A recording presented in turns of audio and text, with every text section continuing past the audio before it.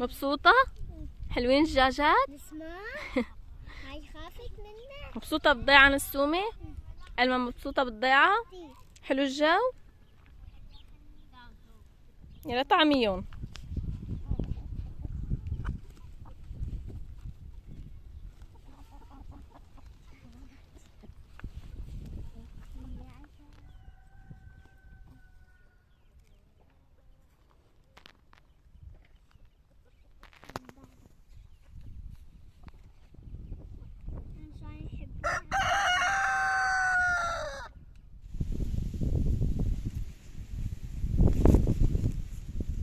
شو بدك تقطفي؟ باذنجان. معي؟ يلا ساعديني. صغار؟ لا ماما، بس بهذا الحجم صغار. هاي صغار. ليك ماما. طلع هاي صغيرة منيحة.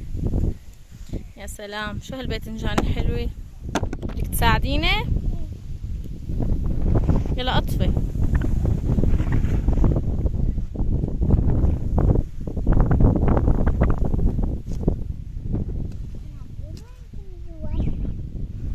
ورجيني اياها. يا سلام، تشهي.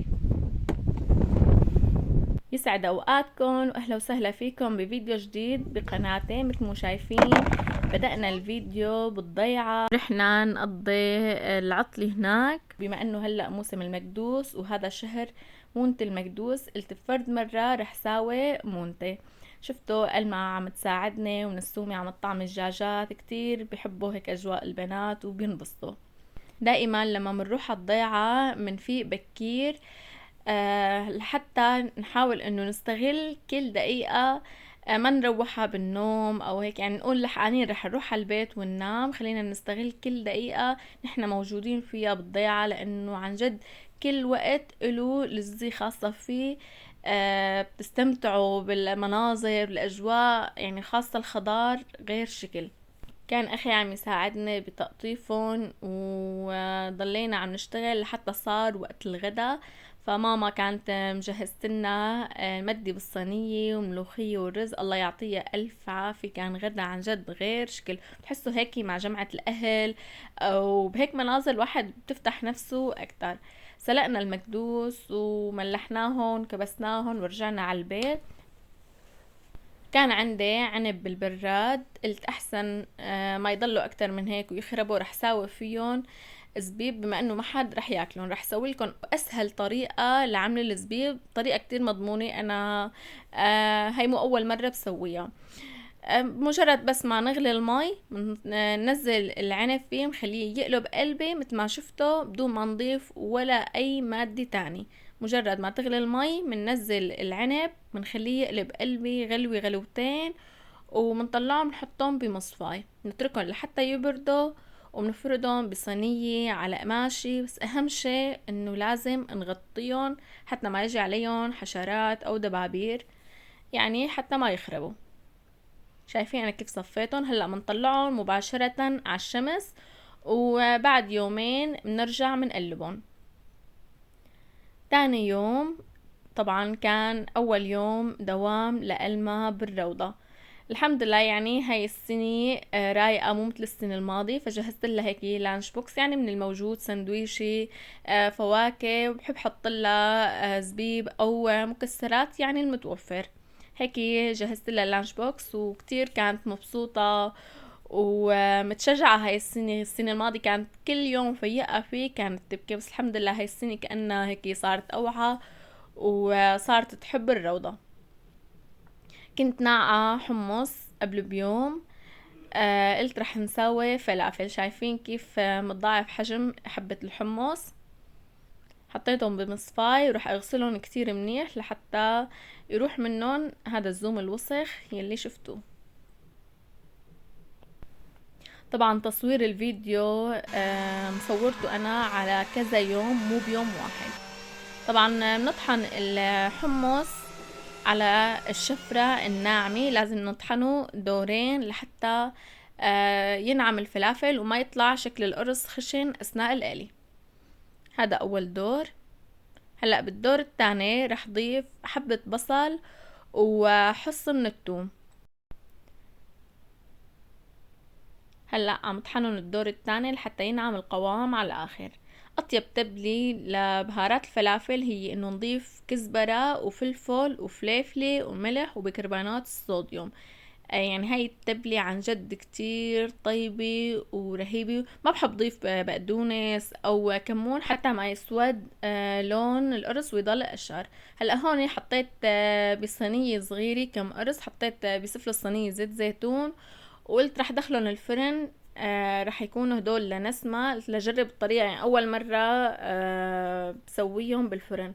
كانت تجربة فاشلة، ما بعرف هو بجوز لأنه الصينية إنه رقيقة عليهم، لازم يكون صينية اسمك أو لازم يكون حاطة ورق الحرارة، بس هني مستويات ومقرمشات بس إنه لزقوا بالصينية. قلت هو رح نسويهم سندويش، يعني ما في مشكلة، ما رح تشوف شكلهم وإنه ما ترغب. اكيد مع الفلافل ما بيطيب غير الخضرة. نحنا ما رح نسوي انه فطور وهيك نلبك حالنا، فطورنا رح يكون فلافل ورح نساوي سندويش، يعني هيك مشتهينه. طبعا الخضروات الورقية بعقمها دائما بملح وخل حتى تتعقم منيح ونقتل كل الجراثيم. خليهم هيك منقوعين شوي لبين ما نقطع البندورة والخيار.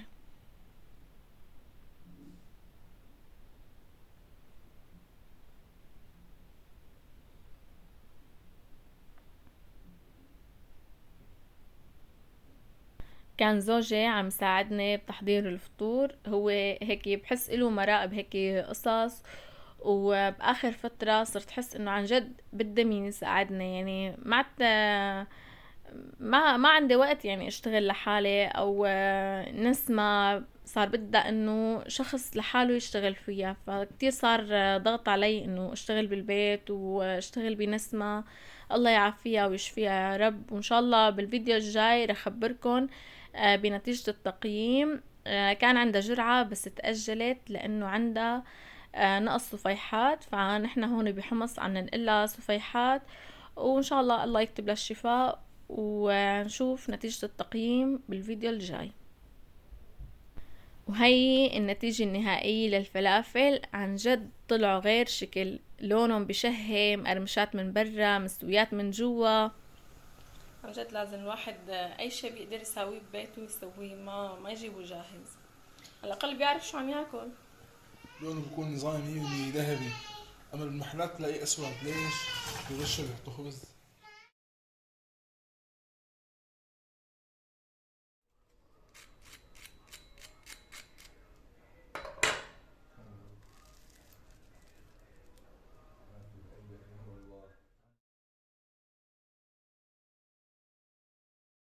والفلافل ما بتطيب غير بصوص التراتور. يعني طريقة كتير سهلة. بنحط الطحينة، بنضيف عصير ليمون، رشة ملح، حص من الثوم، رشة فليفلة، بنحركهم مع بعضهم منيح، وبنضيف شوية مي وشوية لبن. يعني الكمية تقديري حسب كمية الفلافل. بس عن جد بيطلع صوص رهيب وكتير بيعطي لذة لسندويشة الفلافل. هيك صار جاهز. انتو على التحريك ببين معكم القوام، اذا حسيتوا كتير سميك فيكم تضيفوا شوية مي.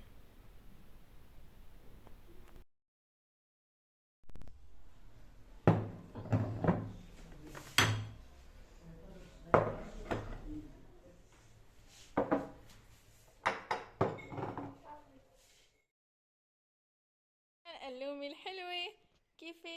وهي ألما جاي من الروضة ومبسوطة انه مستلمة الكتب. مباشرة اول ما دخلت اجت تورجيني اياهن. عن جد كتير حلو شكل الكتب، والطفل بيحب الكتب يلي فيها الوان، تحسوه انه بيرغب يدرس فيهم اكتر. هلا انا ملاقي اختلاف عن السنة الماضي. السنة الماضي سلموها كتابين بس ما حسيت انه هيك يعني بيشجعوا الطفل على الدراسة. هلأ ألوان من برا ومن جوا وأشكال عن جد غير شكل ومختلفين عن السنة الماضية.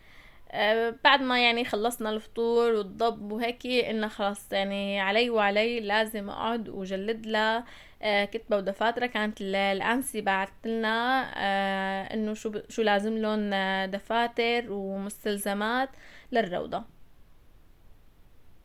وقتها كنت عم جلد للكتب عن جد هيك كتير استرجعت وتذكرت ايام المدرسة.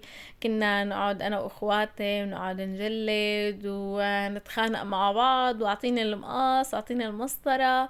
عن جد كانت اجواء وايام كتير حلوة والله. وزوجي لما شافني عم جلد قال لي تعي خلينا نساعدك. والله قعد يذكرني كمان بايامهم وقت كانوا يقعدوا ويجلدوا ونفس القصص. يعني بتحسوا هاي الفترة كل الأهالي مشغولين بنفس القصة. هيك بكون وصلت معكم لنهاية فيديو اليوم. بتمنى الفيديو يكون عجبكم، وإذا استمتعتوا وانبسطتوا بالفيديو ما كنتوا مشتركين بتمنى تشتركوا وتدعموني لحتى استمر بتنزيل الفيديوهات. ان شاء الله بشوفكم بخير ودمتم برعاية الله. السلام عليكم.